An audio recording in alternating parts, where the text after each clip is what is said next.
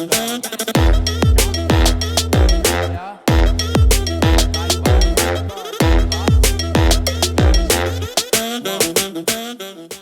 right, well, let's get started today. It is the second feature film that we get to begin. Bible Project broke their overview into the first 11 chapters and then chapters 12 through 50. And we are diving into chapter 12 today. And so with that, let's go ahead and get this film rolling, and then we'll start with our reading today. The book of Genesis. In the first video, we saw how chapters 1 through 11 set up the basic storyline of the Bible. God has created all things, and he makes humans in his image to rule the world on his behalf. The humans choose sin and rebellion, and so the world spins out of control into violence and death, all leading up to the rebellion and scattering of the people in Babylon. And so the big question is, what is God going to do to rescue and redeem his world? Well, out of that scattering at Babylon, the author traces a genealogy of just one family that leads eventually to a man named Abram, later known as Abraham. And God's promise to Abraham at the beginning of chapter 12 opens up a whole new movement in the story. God calls Abraham to leave his home and go to the land of Canaan, which God says will become his one day. And in that land, God promises to make Abraham into a great nation, to make his name great, and to bless him. Now, these promises are connected back to earlier parts of the book. So Babylon had arrogantly tried to make a great name for itself, and that didn't go over very well. But God, in his generosity, is going to bestow a great name on this no-name guy, Abraham. And God's blessing of Abraham echoes all the way back to that original blessing God gave humanity in the beginning. So the question is, why is God going to bless Abraham and his family? And the last line of God's promise makes this clear. So that all the families of the earth will find God's blessing in you. Now, this is key for understanding the whole rest of the biblical story. God's plan is to rescue and bless his rebellious world through Abraham's family. And this is why the whole rest of the Old Testament story is just going to focus on this one family, eventually called the people of Israel.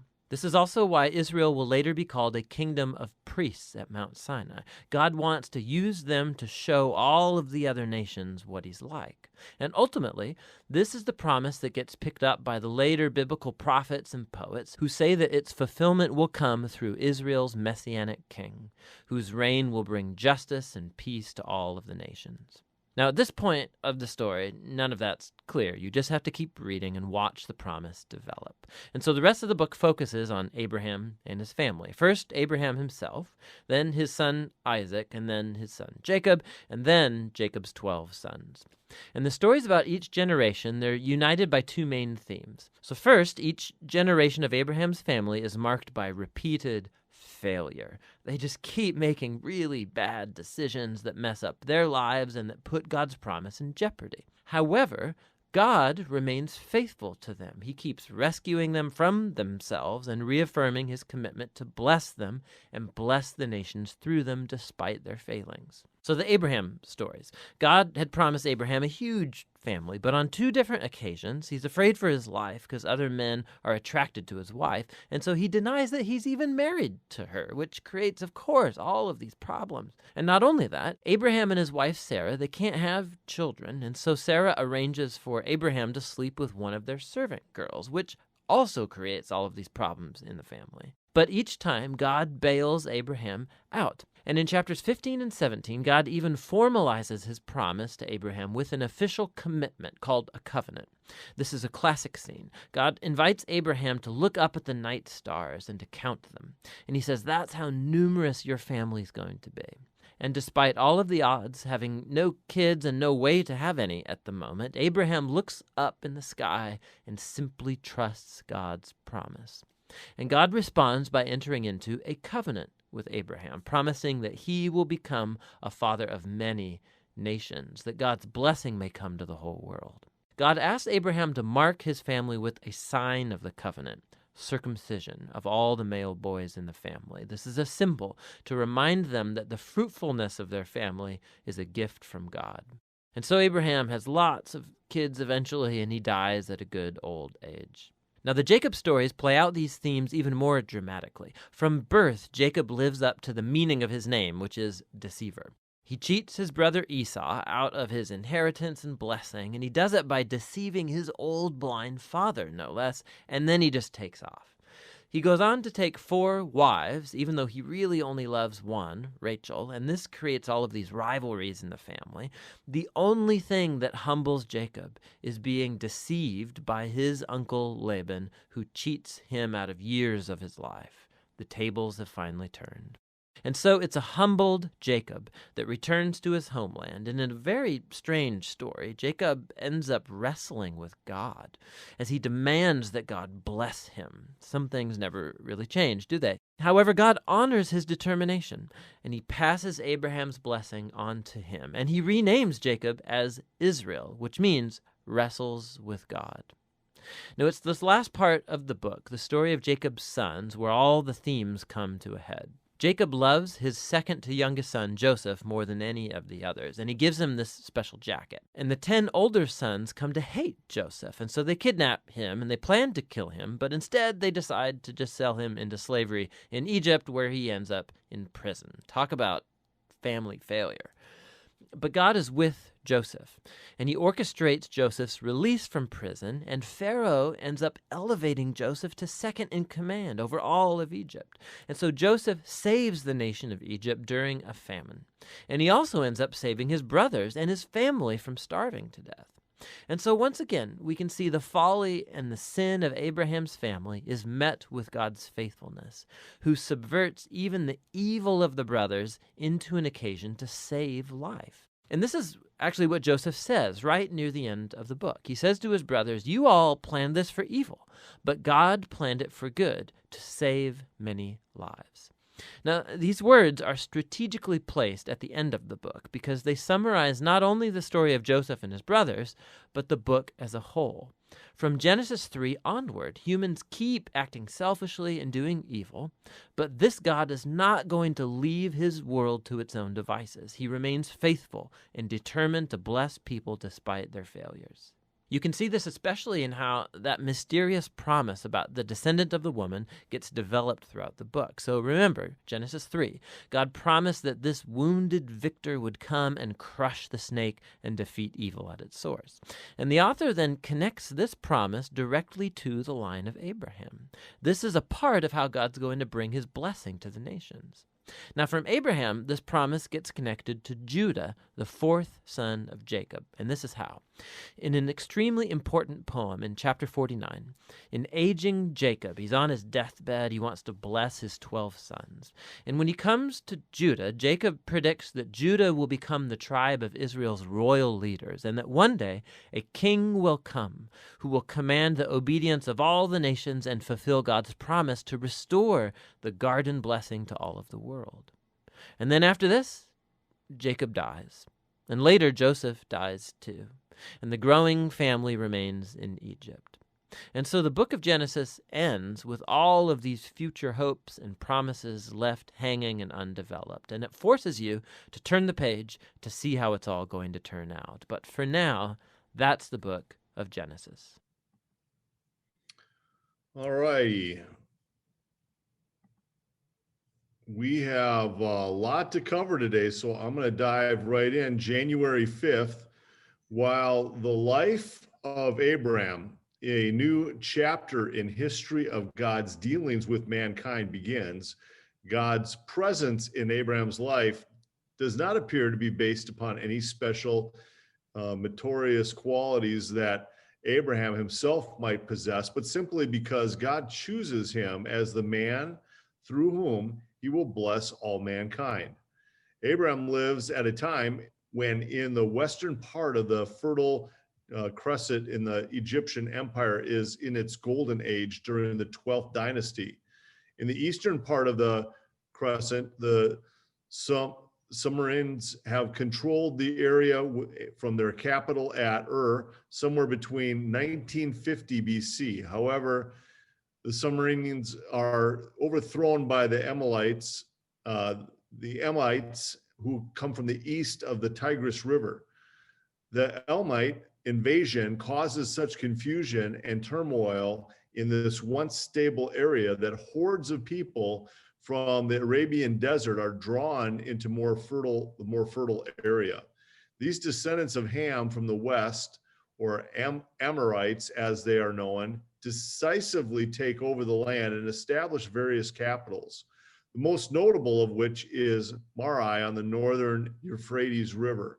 This Amorite culture will flourish until about 17 BC, when it will be overrun by 1700 BC, when it will be overrun by King Hammurabi of the Babylonians, who is remembered principally because of the code of laws which bear his name, the Hammurabi codes. It is this Amorite culture which Abraham is closely associated while in Haran. However, Abraham himself is an Aramean and descendant of Shem. Although the details are sketchy, it appears as if Abraham belongs to a rootless, unsettled, semi-nomadic people who wander about among more settled people in search of food, water for their flocks, which they tend. As the Genesis record continues, Abraham and his clan will be seen as wandering throughout Canaan in this very fashion. The life of Abraham, however, is more than a historical narrative about the Semitic Aramean wandering throughout Canaan. It is a life which later will be praised as an outstanding example of faith in God. While his father, Terah, now dead and himself middle-aged, Abraham is called by God to leave his homeland, his tribe, and his father's family in order to journey 300 miles to a land about which he has known very little. Once Abraham arrives in the land, God promises Abraham that he will give the land not to Abraham, but to his offspring. And this is promised despite the fact that the land is already occupied by the Canaanites. Yet Abraham believes God's promise and consequently worships God. As Genesis record continues, it appears that God has already called Abraham at an earlier time, which other scriptures indicate had taken place when Abraham was still in his former homeland. But here, God reaffirms the call and covenants a sevenfold promise, both to Abraham, through him, to all peoples of the world. The Lord had said to Abraham, "Go from your country, your people, your father's household, and to a land I will show you. I will make you into a great nation. I will bless you. I will make your name great, and you will be a blessing. I will bless those who bless you, and whoever curses you, I will curse. And all the people of the earth will be blessed through you." So Abraham went as the Lord had told him, and Lot went with him. Abraham was 75 years old when he set out from Haran. He took his wife Sarai and nephew Lot, all the possessions they had accumulated, and the people that they had acquired in Haran, and they set out for the land of Canaan, and they arrived there. Abram traveled through the land as far as the site of the great tree of Morah at Shechem. At that time the Canaanites were in the land. The Lord appeared to Abram and said, "To your offspring I will give this land." So he built an altar there to the Lord who had appeared to him. From there he went on toward the hills east of Bethel and pitched his tent, with Bethel on the west and Ai on the east. There he built an altar to the Lord and called on the name of the Lord. Then Abram set out and continued toward the Negev. Having seen that Abram was a man of great faith who trusted God enough to move to an unknown land, it comes as somewhat of a disappointment to learn that Abram can also be a man of great moral weakness. This insight comes out of an incident which takes place in Egypt, where Abram will take his family because of a famine in Canaan. Even at 65 years of age, Abram's wife Sarai is less than middle-aged and still beautiful, especially in the eyes of the Egyptians, who would be attracted by Sarai's presumably fair complexion. Fearful that the Egyptian men will be attracted enough by her beauty to kill him in order to save Sarai, Abram asked Sarai to represent herself as his sister if necessary. Sarai is, in fact, a half-sister to Abram since both have the same father. But asking Sarai to join him in a deception which could result in a sacrifice of her honor is clearly an indication of weakness in Abram's character. And Abram's failure to trust God to deliver him out of any trouble that might result from this, his being completely truthful, shows that Abram's faith is still a matter of personal struggle. Now there was a famine in the land, and Abram went down to Egypt to live there for a while because the famine was severe. As he was about to enter Egypt, he said to his wife Sarai, "I know what a beautiful woman you are. When the Egyptians see you, they will say, 'This is his wife.' Then they will kill me, but will let you live. Say you are my sister, so that I will be treated well for your sake, and my life will be spared because of you." When Abram came to Egypt, the Egyptians saw that Sarai was a beautiful woman. And when Pharaoh's officials saw her, they praised her to Pharaoh, and she was taken into his palace. He treated Abram well for her sake, and Abram acquired sheep and cattle, male and female donkeys, male and female servants, and camels. But the Lord inflicted serious diseases on Pharaoh and his household because of Abram's wife Sarai. So Pharaoh summoned Abram. "What have you done to me?" he said. "Why didn't you tell me she was your wife? Why did you say she is my sister, so that I took her to be my wife? Now then, here is your wife. Take her and go." Then Pharaoh gave orders about Abram to his men, and they sent him on his way with his wife and everything he had. Abram has dishonored himself in Egypt, but he is not destined to remain in this valley of self-defeat and moral failure. As he and his nephew Lot come out of Egypt once again into Canaan, the renewal of Abram's moral character will become evident. When grazing land becomes scarce and trouble develops between their herdsmen, Abram is put in a position to where, as the elder patriarch, he can insist on his right to whatever territory he might choose. Rather than being self-assertive, however, Abram gives Lot first choice and accepts the consequences when Lot chooses the then lush valley of the Jordan River instead of the less fertile hill country of Canaan.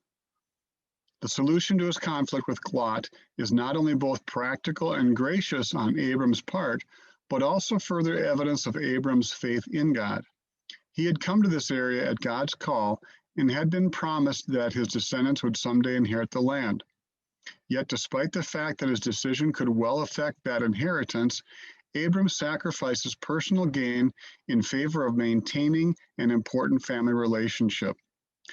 While this incident gives reassuring insight into Abram's depth of commitment to God, it also hints of a serious character flaw in law which will become more and more evident. The Genesis record begins the account of this incident as Abram and Lot bring their large clan of people, as well as herds of cattle and flocks of sheep, out of Egypt and into the Negev, or southern part of Canaan. So Abram went up from Egypt to the Negev, and his wife and everything he had, and Lot went with him. Abram had become very wealthy in livestock and in silver and gold. From the Negev, he went from place to place until he came to Bethel, to the place between Bethel and Ai, where his tent had been earlier and where he had first built an altar. There Abram called on the name of the Lord. Now Lot, who was moving about with Abram, also had flocks and herds and tents. But the land could not support them while they stayed together, for their possessions were so great that they were not able to stay together. And quarreling arose between Abram's herders and Lot's. The Canaanites and the Perizzites were also living in the land at that time. So Abram said to Lot, "Let's not have any quarreling between you and me, or between your herders and mine, for we are close relatives. Is not the whole land before you? Let's part company. If you go to the left, I'll go to the right. If you go to the right, I'll go to the left." Lot looked around and saw that the whole plain of the Jordan towards Zoar was well watered, like the garden of the Lord, like the land of Egypt. This was before the Lord destroyed Sodom and Gomorrah. So Lot chose for himself the whole plain of the Jordan and set out toward the east. The two men parted company. Abram lived in the land of Canaan, while Lot lived among the cities of the plain and pitched his tents near Sodom. Now the people of Sodom were wicked and were sinning greatly against the Lord.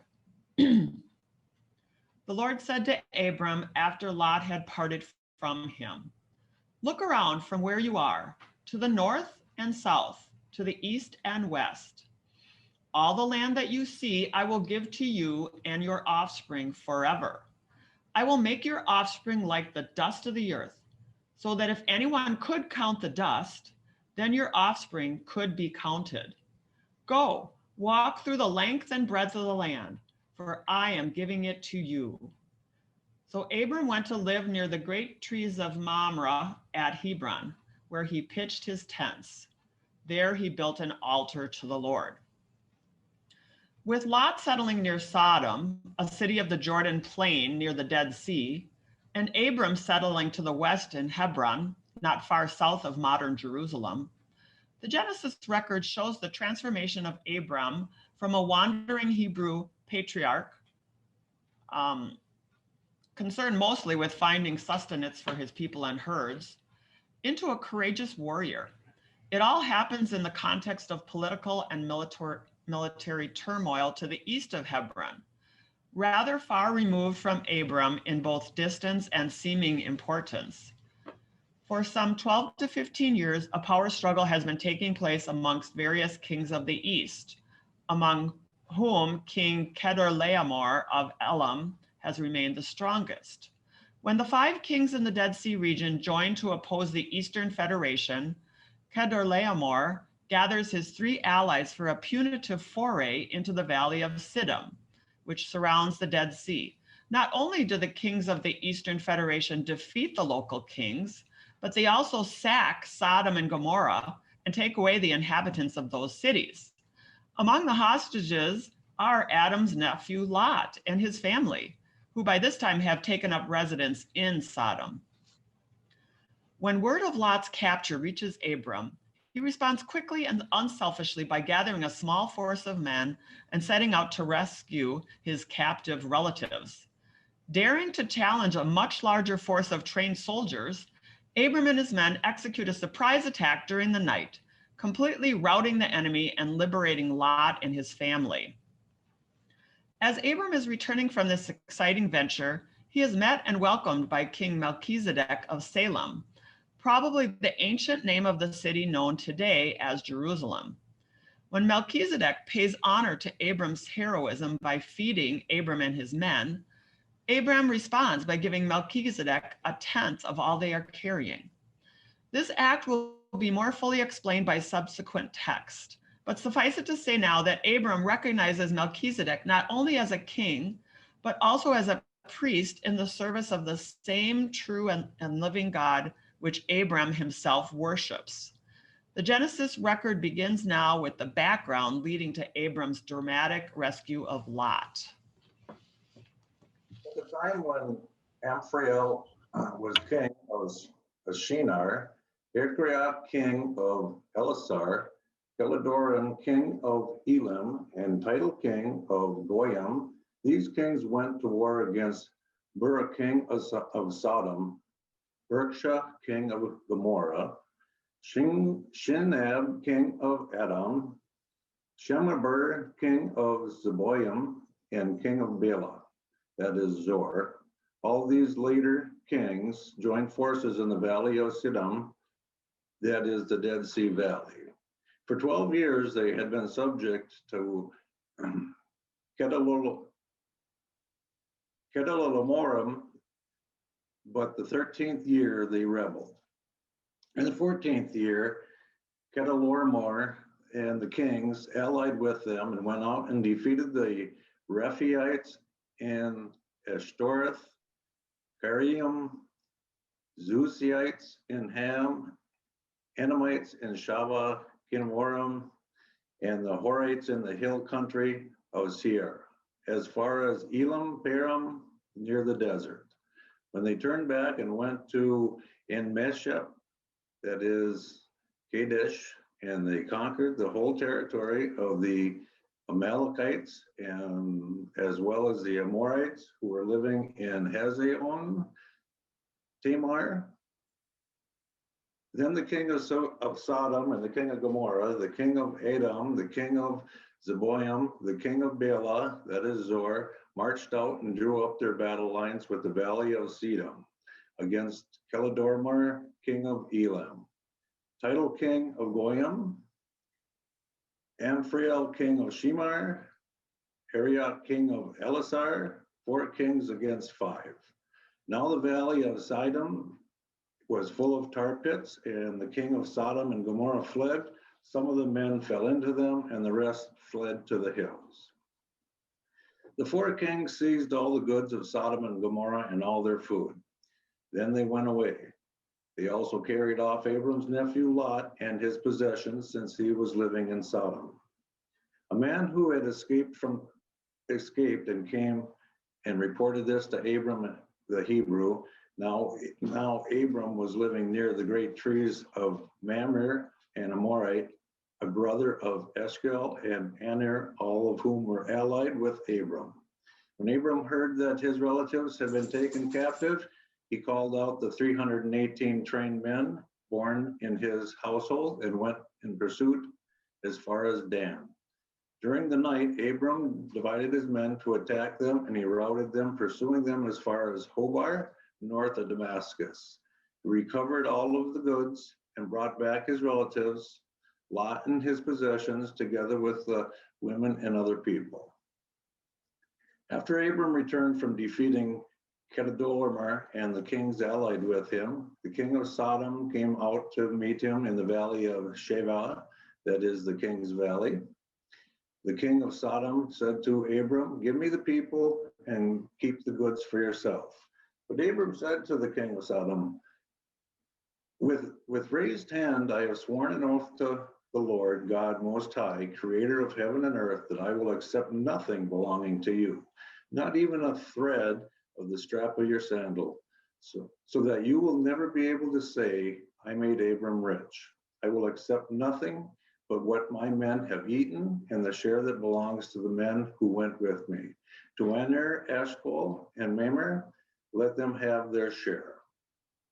Then Melchizedek, king of Salem, brought out the bread and wine. He was a priest of God Most High, and he blessed Abram, saying, Blessed be Abram by God Most High, creator of heaven and earth, and praise be to God Most High, who delivered your enemies into your hand. Then Abram gave him 1/10 of everything. Okay. What text, huh? Anything that popped out at you that you want to speak about before we take a gander at these questions? One thing that was nice is that they said that back in that day, if you're 65 years old, you're not even middle age yet. Just getting started. Just a kid. You're just a kid. That ought to bring a couple of us some gray hair, freedom that we might just get started. We're just getting started in this thing. Todd, that's good news, huh? It is good news. You know, the other good news is that God can use people in spite of their failures, right? No doubt. And Abram certainly calls that out in several different ways, I think. But, in the commentary, it talks about the fact that, it appears that Abram really wasn't anyone special. It was who God chose, right? And he didn't have any, necessarily great talents or qualifications or anything like that, but because he chose to be faithful. He slipped, he fell, he got back up, and eventually proved himself faithful to God.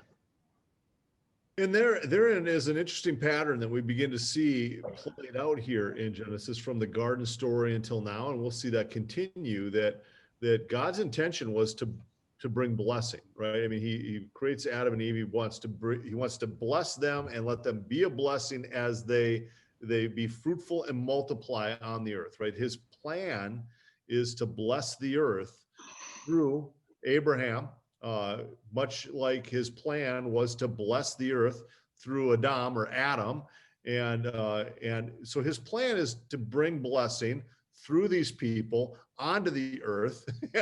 And we see Abraham, much like Adam, absolutely blow it, right? I mean, they absolutely blow the plan. God's plan, bless the people. How? Through his creation. His creation absolutely sabotages the plan, and God's faithful to both his people and to his plan. And so there's a fascinating thing that's happening here that we ought to be starting to kind of recognize and pay attention to, that God's plan first isn't going to be thwarted by our misguided sense of what ought to happen on the earth or in our lives. I mean, his plan is going to be brought to bear, but he desires to use you. He wants desperately to use you, like he wanted to use them and chose to use them. And then when they repent, which is kind of one of the interesting aspects about this, when they turn back to him, his favor continues to rest on them, because he continues to use broken people for his plan. And so there's I want to bless the earth. I want to use you to do it. You're going to screw it up. You're going to turn back to me, and I'm going to bring more blessing into your life, is the pattern that we're seeing over and over in this Genesis record. And we'll continue to see it. That continues to be the theme through the 13 narratives. So what else did we notice? Anything? Well, I like the way that it gets exciting real fast when you're following God. You know, the battle, and he ends up giving a testimony to all the other kings, the pagan kings, about how he has to live a certain way because he worships the one true God. And, you know, there's not a lot of details about the early things God did to get Abram's attention or to talk to him. It's just implied and sometimes said that God spoke to him and led him. And I think when that happens and we follow, despite the backwards and forwards sometimes of not getting on the path, I mean, it changes us. It turns him into a very noble person who has principles and gives a testimony to pagan kings. So I just think we can assume that he's walking closely with God, and God is taking the initiative to communicate with him.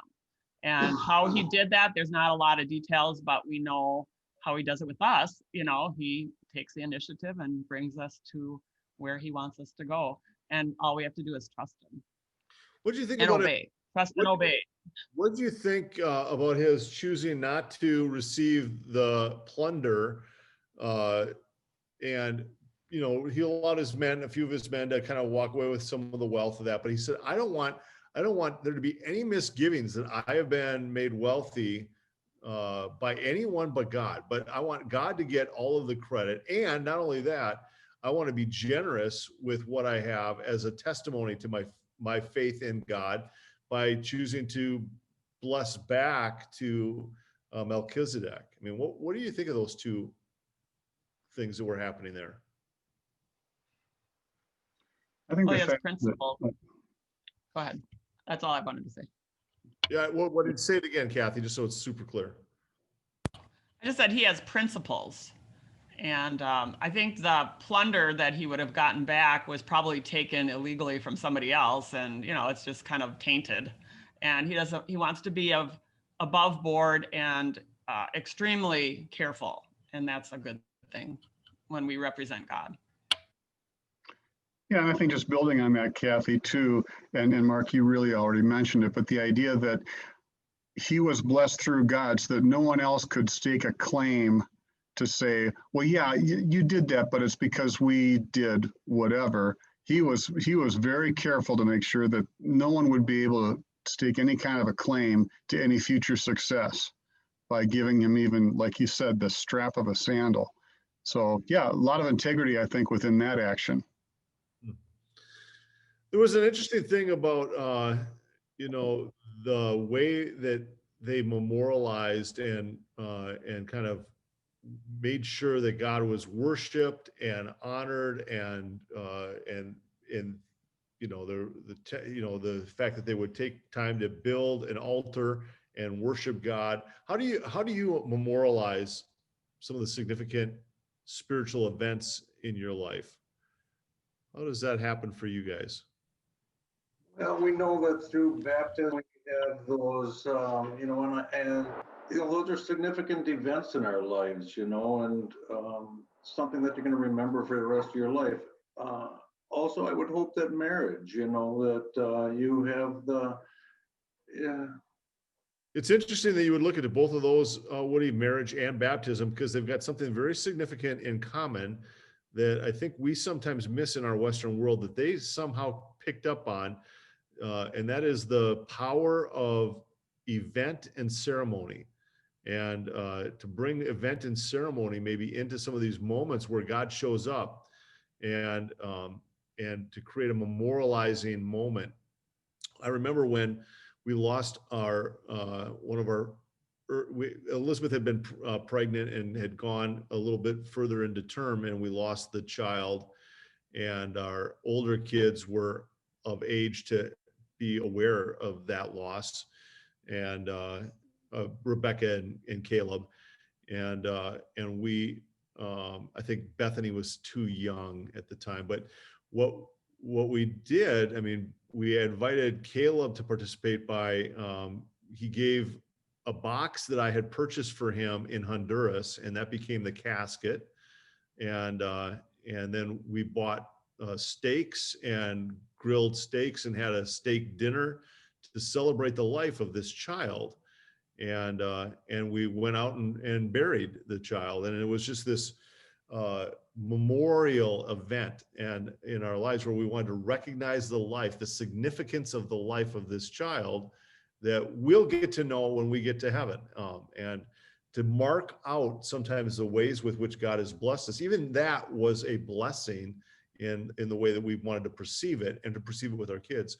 But I think sometimes we need to think about how is it that we mark out significant events where God has been part of our life in a meaningful way.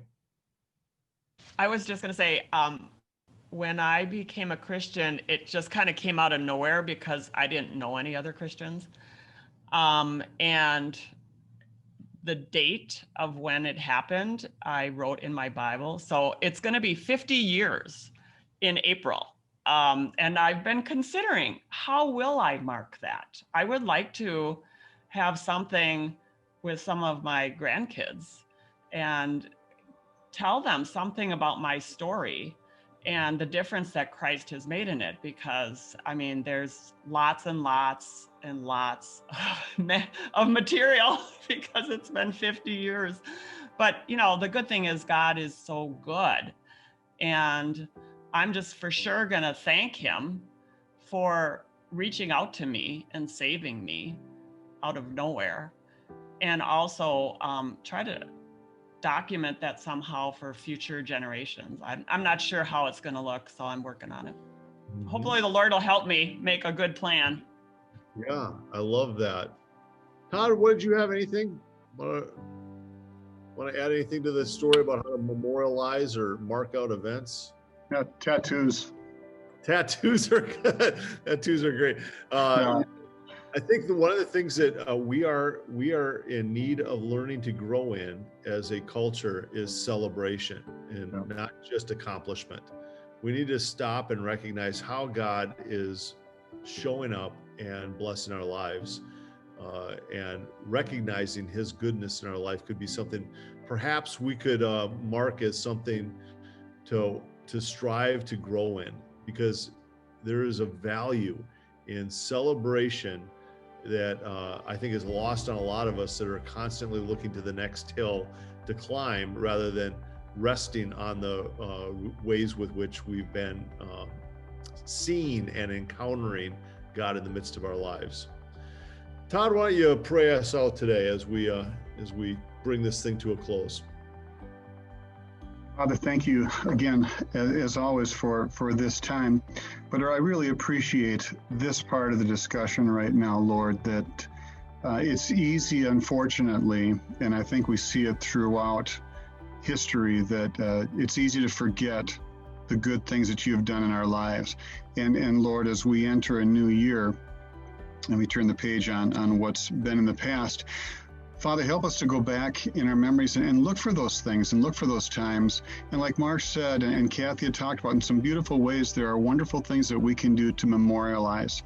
And Lord, I ask that we would become increasingly aware of what it is you're doing in our lives, and that we would, to Mark's point, take time, Father, to celebrate really your goodness, because that's what it is. These aren't personal accomplishments that we're talking about. We're talking about the work that you do in our lives. And it is so rich, Father, and it is so comforting and encouraging to know that you can use broken, sinful people to carry out your work.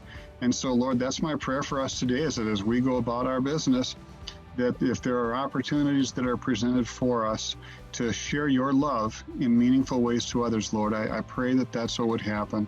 I ask your blessings on everyone here and your protection, and make it a great day for all of us here. In your Son's name, Jesus. Amen. Amen. Okay, gang, thanks so much for being part of our study this morning, and let's go live this day well. We have this one to live. We don't have tomorrow promised, and it's too late. It's too late in so many ways to do anything much about it yesterday. So let's choose to live this one well. See you, gang. Amen. Have a great day. Thanks, Woody. Thanks, Kathy. Bye, guys.